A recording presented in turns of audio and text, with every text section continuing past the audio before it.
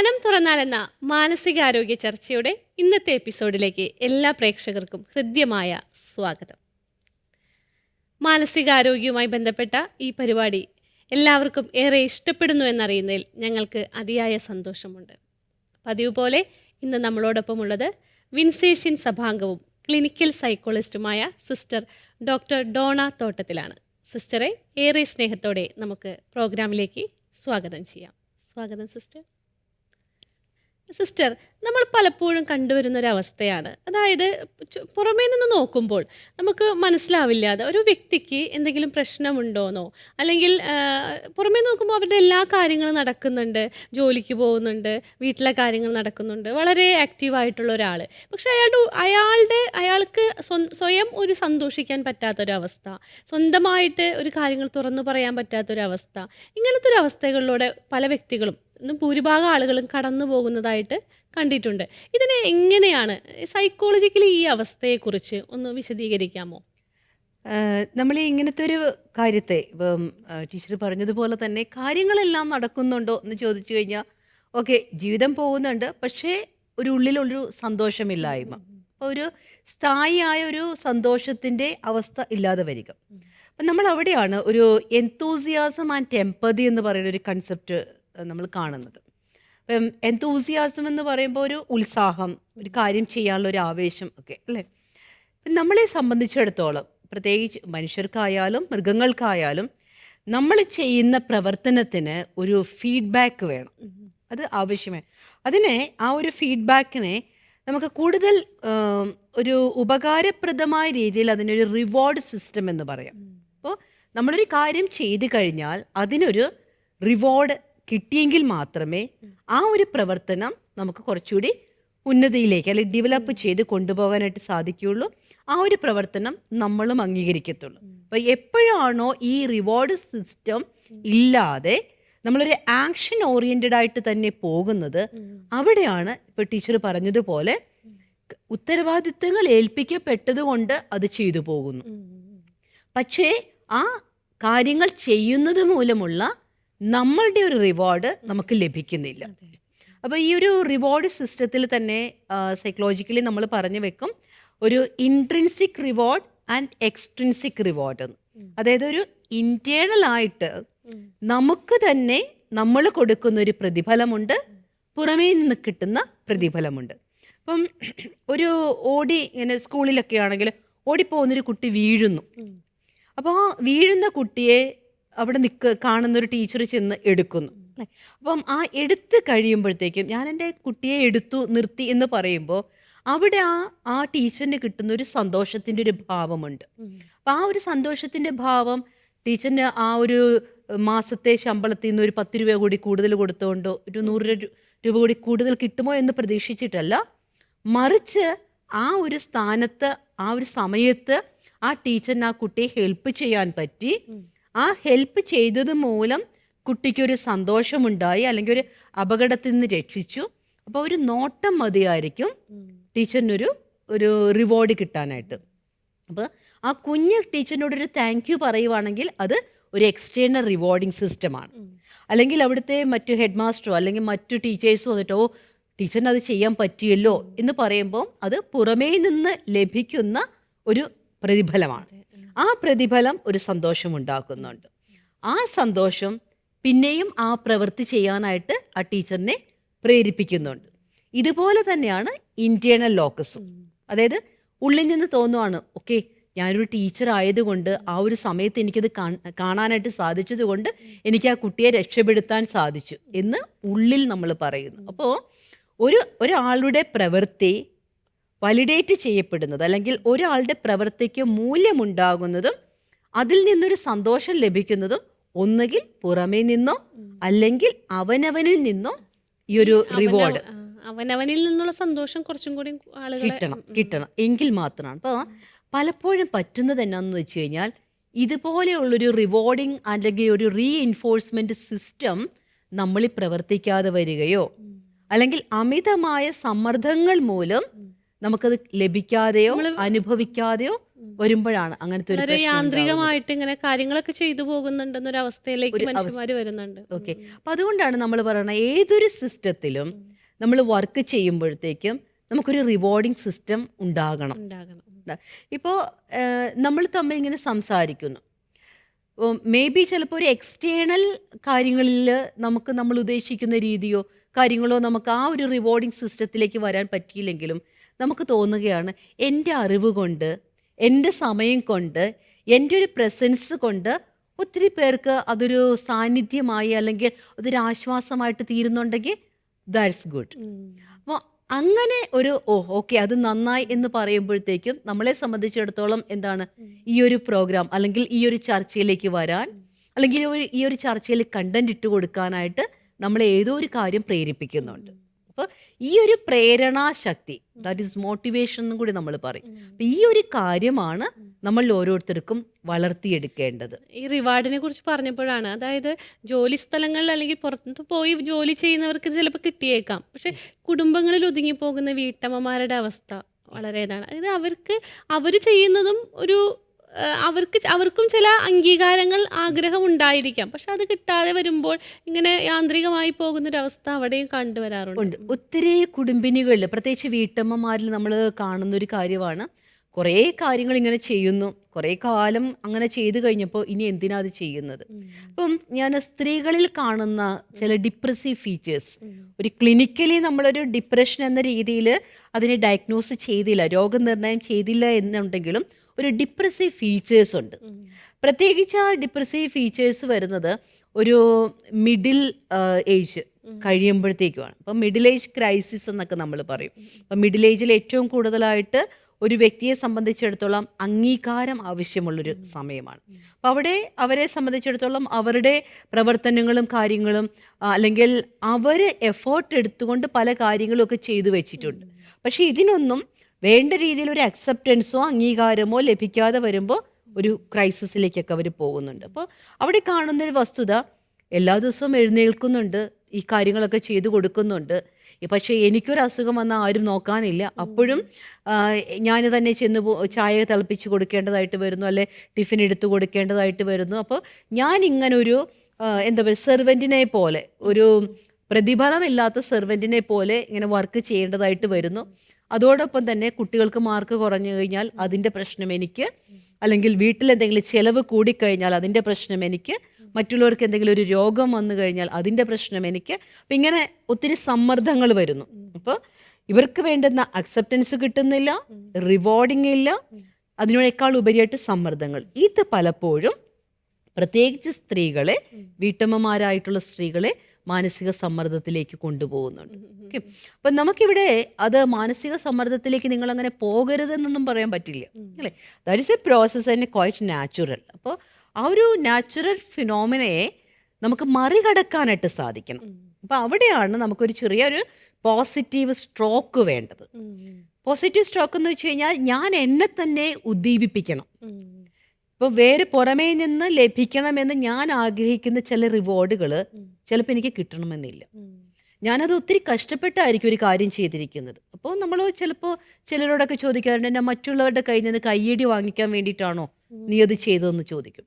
But ആത്യന്തികമായിട്ട് നമ്മൾ നോക്കുമ്പോൾ ഓരോ ഹ്യൂമൻ നേച്ചറിലും ഇതുപോലെ ഒരു റീഇൻഫോഴ്സ്മെൻറ്റ് ആൻഡ് റിവാർഡ് സിസ്റ്റം ഇല്ലാന്നുണ്ടെങ്കിൽ അവരിൽ ആ പറയുന്ന കാര്യങ്ങൾ അവർ ചെയ്യാതെ പോകും.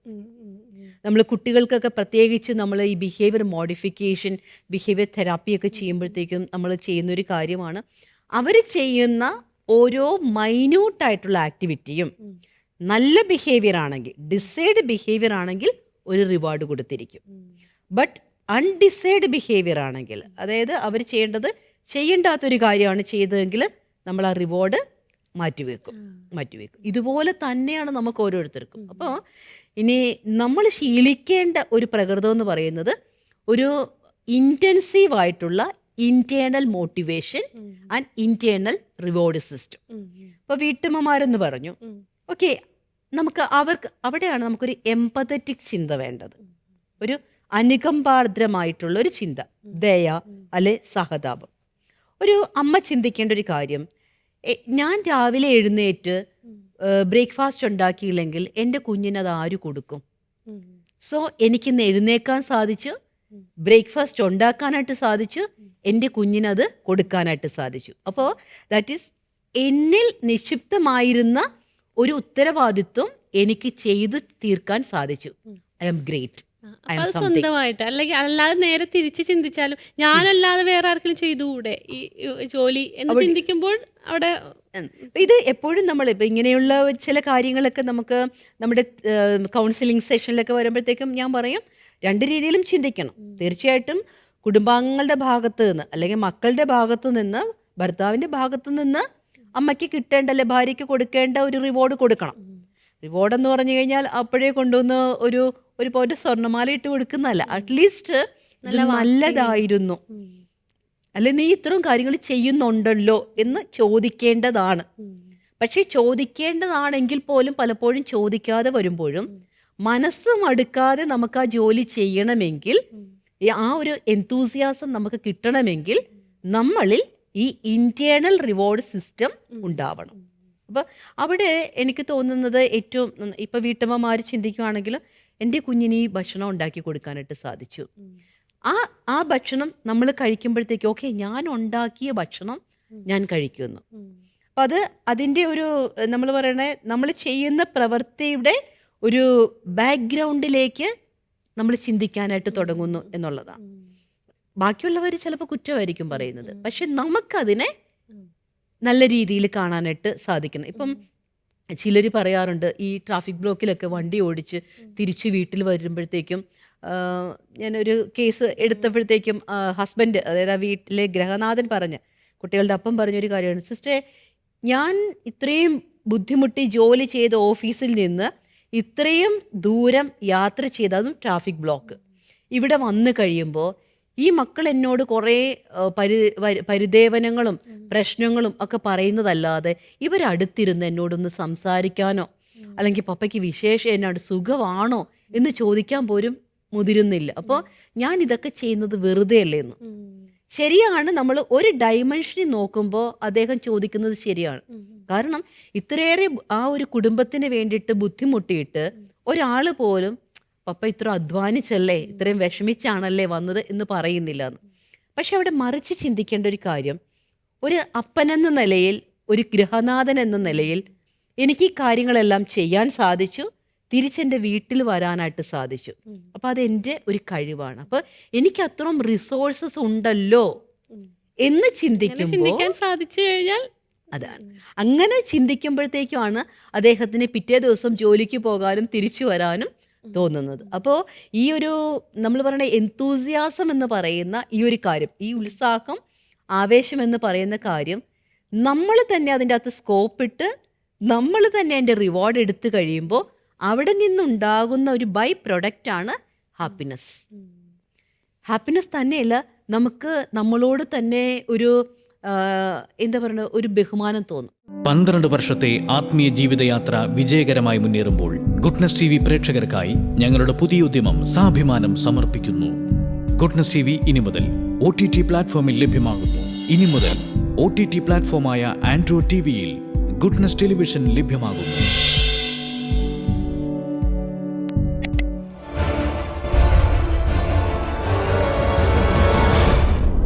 Goodness. Stay with God. അതായത് നമുക്ക് ആഗ്രഹമില്ലാത്തൊരു ജോലി ചെയ്യേണ്ട ഒരു അവസ്ഥ, അല്ലെങ്കിൽ നമുക്ക് ജോലി, നമ്മൾ വളരെ ആക്റ്റീവായിട്ടൊരാൾ, ഇപ്പോൾ ഒരു സ്ത്രീ ആയിരിക്കാം, ആക്റ്റീവായിട്ടൊരാൾ അല്ലെങ്കിൽ ജോലിയിൽ ഇരുന്ന ഒരാൾക്ക് പെട്ടെന്ന് ഇപ്പോൾ കുട്ടികളെ നോക്കേണ്ട ഒരു ഇതിലേക്ക് വരിക, അല്ലെങ്കിൽ ആ ഒരു സാഹചര്യത്തിലേക്ക് മാറുന്ന ഒരവസ്ഥയിൽ, ഇങ്ങനത്തെ സമയത്താണ് നമുക്ക് കുറച്ചും കൂടി നമ്മൾ സങ്കടങ്ങളിലേക്ക് എത്തുന്നത്. അതിനെക്കുറിച്ച് അതെങ്ങനെയാണ് അതിനെ? ഓക്കെ, അപ്പം അവിടെ ഞാൻ ഈ പറഞ്ഞ പോലെ എക്സ്റ്റേണൽ വാലിഡേഷൻ അല്ലെങ്കിൽ എക്സ്റ്റേണൽ ഒരു മോട്ടിവേഷൻ നമുക്ക് കിട്ടാൻ ചാൻസ് ഇല്ല. ഇപ്പോൾ ടീച്ചർ പറഞ്ഞ പോലെ ജോലി ഉണ്ടായിരുന്ന ഒരു അമ്മ ജോലി ഉപേക്ഷിച്ച് കുഞ്ഞുങ്ങളെ നോക്കാനായിട്ട് വീട്ടിലേക്ക് വരുന്നു, വീട്ടിലെ കാര്യങ്ങളെല്ലാം ചെയ്തു, മറ്റു പ്രതിഫലങ്ങളൊന്നുമില്ലാതെ, പ്രത്യേകിച്ച് ഫിനാൻഷ്യൽ സപ്പോർട്ടുകളില്ലാതെ ഫിനാൻഷ്യലി ഡിപ്പെൻഡഡ് ആയിട്ടൊക്കെ ജീവിക്കുമ്പോഴും രാവിലെ തൊട്ട് വൈകുന്നേരം വരെയൊക്കെ ജോലി ചെയ്തിട്ട് വൈകുന്നേരം വീട്ടിലേക്ക് കയറി വരുന്ന ജോലിയുള്ള ഒരു ഭർത്താവോ അല്ലെ മറ്റുള്ളവരോ നിനക്കിവിടെ എന്തായിരുന്നു പണി, ഇത്രയല്ലേ ഉള്ളൂ പണി എന്നൊക്കെ പറയുമ്പോഴൊക്കെ ഉണ്ടാകുന്ന സമ്മർദ്ദങ്ങൾ വളരെയേറെയാണ്. അവിടെയും ഞാൻ ഈ പറയുന്ന internal motivation and internal reward system ഉണ്ടെങ്കിലേ നമുക്ക് ജീവിക്കാനായിട്ട് പറ്റത്തുള്ളൂ. അപ്പോൾ അവിടെ പുറമേ നിന്ന് നോക്കുമ്പോൾ ജോലിയില്ല, നിനക്ക് വേറെ കാശില്ല, അല്ലെങ്കിൽ നിനക്ക് ഇത്രയുള്ള കാര്യങ്ങളെന്ന് പറയുമ്പോഴും നമ്മുടെ ഉള്ളിൽ അവിടെ ഇങ്ങനെ നമ്മൾ പറയുന്ന ഒരു സ്പാർക്കിംഗ് ഉണ്ടാകേണ്ട കാര്യം ഒരു എമ്പതിയാണ്, എമ്പത്തറ്റിക് അപ്രോച്ച്. ഈ കുഞ്ഞുങ്ങളെ നോക്കാൻ ഞാനല്ലാതെ പിന്നെ ആരാ ഉള്ളത്? അപ്പം എനിക്ക് അവരെ നോക്കാനായിട്ട് സാധിച്ചു, അവരുടെ പഠനം ശ്രദ്ധിക്കാനായിട്ട് സാധിച്ചു, അവരുടെ സ്വഭാവത്തിൻ്റെ ഒരു ഡെവലപ്മെൻറ്റിൽ എനിക്ക് അവരെ കൈകാര്യം ചെയ്യാനായിട്ട് സാധിച്ചു. അപ്പോൾ ഇത്രയും കാര്യങ്ങൾ എനിക്ക് സാധിച്ചു എന്നുള്ള ഒരു പേഴ്സണലായിട്ടുള്ള ഇൻഡിവിജ്വൽ ആയിട്ടുള്ള ഒരു എന്തൂസിയാസം നമുക്കുണ്ടാവണം. പിന്നെ നമ്മളോടൊരു എമ്പതി, കാരണം ഇത്രയൊക്കെ കാര്യങ്ങൾ അവരൊക്കെ ബാക്കി കാര്യങ്ങൾ ഇട്ടെറിഞ്ഞു പോയിട്ടും എനിക്കത് ചെയ്യാൻ സാധിച്ചല്ലോ. സോ ഒരു കോണ്ടെക്സ്റ്റൽ തിങ്കിങ് ആണ് കേട്ടോ. ഇപ്പം നമുക്കൊരു സാധാരണ രീതിയിൽ ചിലപ്പോൾ പെട്ടെന്ന് മനസ്സിലാകണമെന്നില്ല, പക്ഷെ ഇതൊന്ന് പ്രാക്ടീസ് ചെയ്തു വരുമ്പോൾ നമുക്കത് വളരെ ഫലവത്തായിട്ട് തോന്നും. ഞാൻ പലപ്പോഴും പലർക്കും പറഞ്ഞു കൊടുത്തിട്ടുള്ളതും വിജയിക്കുന്നതുമായിട്ടുള്ളൊരു കാര്യമാണ് നമ്മൾ പറയുന്ന ഇന്റേണൽ വാലിഡേഷൻ, ഇന്റേണൽ മോട്ടിവേഷൻ. അതായത് നമ്മൾ തന്നെ ഒരു റിവാർഡ് കൊടുക്കുന്നു. ഒരു പ്രാവശ്യം എൻ്റെ ഒരു ഫ്രണ്ട് എന്നോട് സംസാരിച്ചപ്പോഴത്തേക്ക് പറഞ്ഞൊരു കാര്യമാണ്, സിസ്റ്ററെ എൻ്റെ ബർത്ത്ഡേക്കാണ്, പക്ഷേ എൻ്റെ ബർത്ത്ഡേക്ക് ആരും ഒന്നും വാങ്ങിച്ചൊന്നും തരാനില്ലാത്തത് കൊണ്ട് ഞാൻ തന്നെ പോയി ഒരു ഡയറി മിൽക്ക് വാങ്ങിച്ചുകൊണ്ട് വന്ന് അന്ന് എൻ്റെ ബർത്ത്ഡേ ആണല്ലോ എന്ന് ഓർത്ത് ഞാൻ കഴിച്ചു എന്ന്. അപ്പോൾ ഞാൻ ചോദിച്ചു എന്താ അപ്പോൾ തോന്നിയത്? അപ്പോൾ ഭയങ്കര ഒരു സന്തോഷം തോന്നി. ശരിയാണ്, മേ ബി ചിലപ്പോൾ നമുക്ക് മറ്റുള്ളവരോട് പരിഭവം തോന്നാം, എന്നൊന്ന് വിഷ് ചെയ്തില്ലല്ലോ, എന്നോടത് ചോദിച്ചില്ലല്ലോ എന്നൊക്കെ ഉള്ളത്.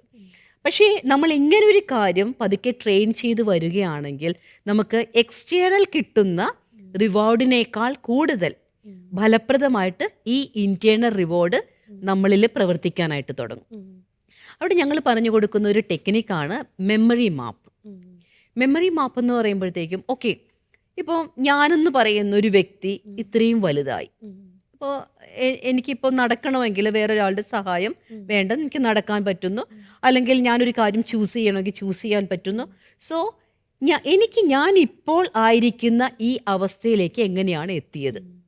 അപ്പോഴാണ് നമുക്ക് ചൈൽഡ്ഹുഡ് മെമ്മറി തൊട്ടിങ്ങനെ തുടങ്ങുന്നു. അപ്പോൾ മറ്റുള്ളവർ എനിക്ക് തന്ന കുറേ ആനുകൂല്യങ്ങൾ ഉണ്ടായിരുന്നു, കുറേ ഓപ്പർച്യൂണിറ്റീസ് ഉണ്ടായിരുന്നു. ഈ ഓപ്പർച്യൂണിറ്റികളെല്ലാം ഞാൻ നല്ല രീതിയിൽ വിനിയോഗിച്ചു. ഇപ്പം ചില കാര്യങ്ങൾ ഞാൻ വിനിയോഗിച്ചില്ല, അതെനിക്ക് കുറവായിട്ട് വന്നു. അപ്പം ഇതിനെ തമ്മിൽ നമ്മളിപ്പോൾ ഈ റൂട്ട് മാപ്പ് പറയുന്നത് പോലെയാണ്. അതായത് നമ്മളൊരു സ്ഥലത്തേക്ക് പോകണമെങ്കിൽ ഒരു മാപ്പ് കൊടുത്തു കഴിഞ്ഞാൽ അത് അതേ റൂട്ടിലൂടെ നമ്മൾ പോകുന്നത് പോലെ നമ്മുടെ ഇപ്പോഴത്തെ അവസ്ഥയിലേക്ക് നമ്മൾ എത്തിയ ഒരു മെമ്മറി മാപ്പിനെ നമ്മൾ എടുക്കാനായിട്ട് ശ്രമിക്കണം. ഇത് നമുക്ക് ഷോർട്ട് ടൈമിൽ എടുക്കാം, ലോങ് ടൈമിൽ എടുക്കാം, ഇമ്മീഡിയറ്റ് ആയിട്ട് എടുക്കാം. ഇപ്പോൾ ഒരു വൈകുന്നേരം ആകുമ്പോഴത്തേക്കും ഒരു വീട്ടമ്മ വീട്ടിലെ കാര്യങ്ങളെല്ലാം ചെയ്തു, അല്ലെങ്കിൽ ഇപ്പോൾ ഒരു ഓഫീസിൽ വർക്ക് ചെയ്യുന്ന ഒരാൾ കാര്യങ്ങളെല്ലാം ചെയ്തു, പക്ഷെ ഒരാൾ പോലും നമ്മളോടത് നല്ലതാന്ന് പറഞ്ഞില്ല, അല്ലെ മേലധികാരികളിൽ നിന്ന് നമുക്കൊരിച്ചിരി വഴക്കാണ് കിട്ടിയത്, അതെന്തേ ചെയ്യാതിരുന്നത്, എല്ലാത്തിനും നമുക്കൊരു കറക്ഷനാണ് കിട്ടിയിരിക്കുന്നത്. ഇപ്പം നല്ല കറക്ഷൻ നല്ലതാണ് എങ്കിൽ പോലും ചെയ്ത ആ ഒരു രീതിക്കുള്ളൊരു പ്രതിഫലം നമുക്ക് ലഭിച്ചിട്ടില്ല എങ്കിൽ തീർച്ചയായിട്ടും ആസ് എ ഹ്യൂമൻ ബീയിങ് നമുക്ക് വിഷമം തോന്നും. ഇങ്ങനെ വിഷമിച്ചിരിക്കുമ്പോൾ നമുക്ക് ചെയ്യാൻ പറ്റുന്നൊരു ടെക്നിക്കാണ് മെമ്മറി മാപ്പ്. മോർണിംഗ് ഞാൻ എഴുന്നേറ്റു, ഞാൻ ബാക്കി എന്തൊക്കെ കാര്യങ്ങൾ ചെയ്തു. അപ്പം നമ്മളെന്ന് പറയുന്നൊരു വ്യക്തിയുടെ ബുദ്ധിയും ശക്തിയും അതിനേക്കാൾ ഉപരി ദൈവം തന്ന സാഹചര്യവും ദൈവത്തിൻ്റെ കൃപയൊക്കെ കൂടിയപ്പോൾ എനിക്കിത് മൊത്തം ചെയ്യാനായിട്ട് സാധിച്ചു.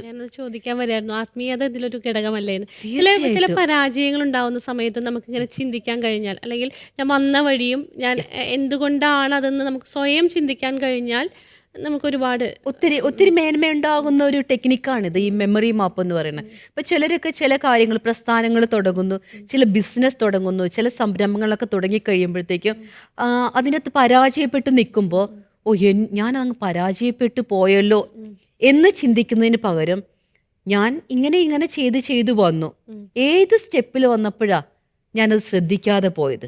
അപ്പോൾ ഇങ്ങനെ നമ്മൾ പറയുന്ന ഒരു റിവൈൻഡിങ് വരുമ്പോഴോ അല്ലെങ്കിൽ ഇതിനെക്കുറിച്ച് ഒന്നും കൂടി ഒന്ന് ചിന്തിച്ചു വരുമ്പോൾ നമുക്ക് പല കാര്യങ്ങളെയും നമുക്ക് കറക്റ്റ് ചെയ്യാനായിട്ട് സാധിക്കും. ഇത് പറഞ്ഞപ്പോഴാണ് ഇത് ശരിക്കും ഒരു കുഞ്ഞിലെ തന്നെ തുടങ്ങേണ്ടതല്ല. കാരണം പരീക്ഷകളിൽ പരാജയപ്പെട്ടു പോകുമ്പോൾ ഉണ്ടാവുന്ന ഒരു പരാജയം, ഇനി എനിക്ക് പറ്റില്ല അല്ലെങ്കിൽ ഇനി എനിക്ക് സാധിക്കില്ല എന്ന് പറഞ്ഞ് പിന്തിരിയുന്ന കുറേ പേരുണ്ട്. പക്ഷെ അതിനെ മറികടന്ന് പോകുന്നവരാണ് വിജയത്തിലെത്തുന്നതും.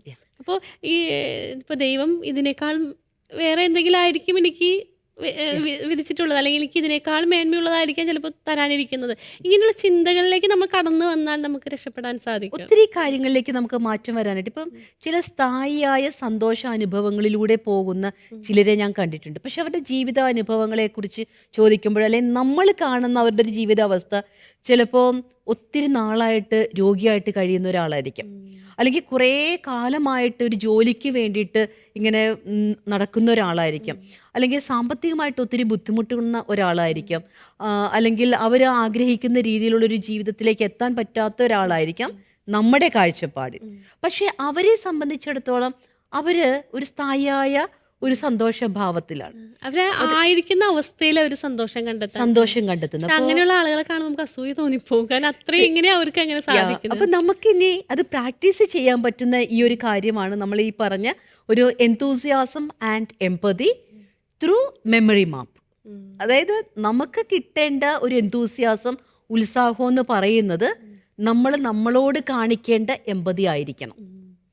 നമ്മളോട് കാണിക്കേണ്ട ഒരു ദയ അല്ലെങ്കിൽ ഒരു സഹതാപമായിരിക്കണം എനിക്ക് കിട്ടേണ്ട ഉത്സാഹം. ഇപ്പോൾ ചില സമയങ്ങളിലൊക്കെ ഞാനും ഓർത്തു പോകാറുണ്ട്, നമ്മൾ ഒത്തിരിയേറെ കാര്യങ്ങൾ ചെയ്യുന്നുണ്ട്, അല്ലെങ്കിൽ ചിലപ്പോൾ എനിക്ക് ക്ലയൻസൊക്കെ വരുമ്പോഴത്തേക്കും 4-5 മണിക്കൂറൊക്കെ ഒറ്റ ഇരിപ്പിന് തന്നെ ഇരുന്നുകൊണ്ട് നമുക്ക് കേസുകൾ ഡീല് ചെയ്യേണ്ടതായിട്ട് വരും.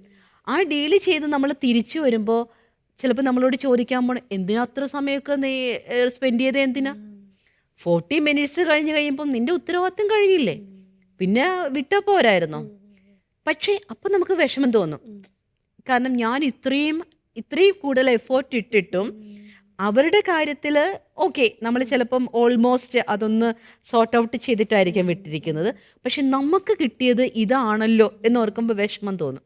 അപ്പം അവിടെയാണ് നമുക്ക് ഈ ഒരു ഫിനോമിന അല്ലെങ്കിൽ ഈ ഒരു ടെക്നിക്ക് ചേർക്കാൻ പറ്റുന്നത്. ഓക്കെ, എനിക്ക് ആ 4 മണിക്കൂർ 5 മണിക്കൂർ ഇരിക്കാനായിട്ടുള്ള ഒരു മെമ്മറി അല്ലെങ്കിൽ എൻ്റെ ഒരു കോഗ്നേറ്റീവ് സ്ട്രക്ചറിങ്ങും അല്ലെങ്കിൽ ഞാനായിരിക്കുന്ന എൻ്റെ ഒരു പ്രസൻസ് ഓഫ് മൈൻഡും എനിക്ക് കിട്ടിയത് എൻ്റെ ദൈവം തന്നതാണ്. എങ്കിൽ തീർച്ചയായിട്ടും എൻ്റെ ദൈവം എന്നിൽ നിന്ന് ആ സമയം ആഗ്രഹിച്ചത് അതായിരുന്നു. എനിക്കത് ചെയ്യാനായിട്ട് സാധിച്ചു. അപ്പോൾ ഇത് ചിന്തിച്ചെടുക്കുക ഇച്ചിരി ബുദ്ധിമുട്ടാണ്. ചിന്തിച്ചെടുത്താൽ വിജയമാണ്. അപ്പൊ നമുക്ക് പതുക്കെ പടിപടിയായിട്ട് ഇങ്ങനെ ഒരു പ്രാക്ടീസിലേക്ക് വരികയാണെങ്കിൽ ഒത്തിരിയേറെ വിജയിക്കാനായിട്ട് സാധിക്കും. കാരണം നമ്മളിപ്പോൾ ചെയ്യുന്ന കാര്യങ്ങൾക്ക്, നമ്മുടെ കഷ്ടപ്പാടുകൾക്ക് അല്ലെങ്കിൽ നമ്മുടെ സഹനങ്ങൾക്കെല്ലാം അതിൻ്റെ ഒരു പ്രതിഫലം ദൈവമാണ് തരുന്നത്. ദൈവം തരുന്ന പ്രതിഫലം നമുക്ക് ഏറ്റുവാങ്ങാൻ സാധിക്കണം. അവിടെ നമുക്കൊരു എക്സ്റ്റേണൽ വാലിഡേഷന് വേണ്ടിയിട്ട് കാത്തിരുന്ന് കഴിഞ്ഞാൽ ചിലപ്പോൾ എല്ലാ പ്രാവശ്യവും നമുക്കതൊരു സന്തോഷമായി തീരുമെന്നില്ല, ചിലപ്പോൾ അതൊരു ദുഃഖമാകും. അപ്പം അതുകൊണ്ട് എനിക്ക് തോന്നുന്ന ഈ കുഞ്ഞുനാൾ മുതൽ കുഞ്ഞുങ്ങളെ പഠിപ്പിച്ചെടുക്കേണ്ട ഒരു കാര്യമാണ് ഈ ഒരു മെമ്മറി മാപ്പ്. ഞാനായിത്തീരാൻ വേണ്ടി എൻ്റെ ദൈവം എനിക്ക് തന്ന അവസരങ്ങൾ, മാതാപിതാക്കളുണ്ട്, ഒത്തിരിയേറെ ആൾക്കാരുണ്ട്. അപ്പം ഞാൻ തന്നെ എന്നെ പ്രോത്സാഹിപ്പിക്കുന്നു, ഞാൻ തന്നെ എന്നെ ഒന്ന് ബൂസ്റ്റപ്പ് ചെയ്യുന്നു. ആ സന്തോഷമാണ് ലോങ് ലാസ്റ്റിംഗ് ആയിട്ട് നമുക്ക് പല ആക്ടിവിറ്റികളിലേക്കും അല്ലെങ്കിൽ നമ്മളുടെ ഉത്തരവാദിത്തങ്ങൾ ചെയ്യാനുള്ള ഒരു ഊർജം ലഭിക്കുന്നത്. മനം തുറന്നാലെന്ന മാനസികാരോഗ്യ ചർച്ചയുടെ ഇന്നത്തെ എപ്പിസോഡ് ഇവിടെ അവസാനിക്കുകയാണ്. ചർച്ചയിൽ പങ്കെടുത്ത സിസ്റ്റർ ഡോക്ടർ ഡോണ തോട്ടത്തിലിന് ഏറെ സ്നേഹത്തോടെ നന്ദി അറിയിക്കുന്നു. അടുത്ത ആഴ്ച പുതിയൊരു വിഷയവുമായി നമുക്ക് കണ്ടുമുട്ടാം. അതുവരെ ഏവർക്കും നന്ദി.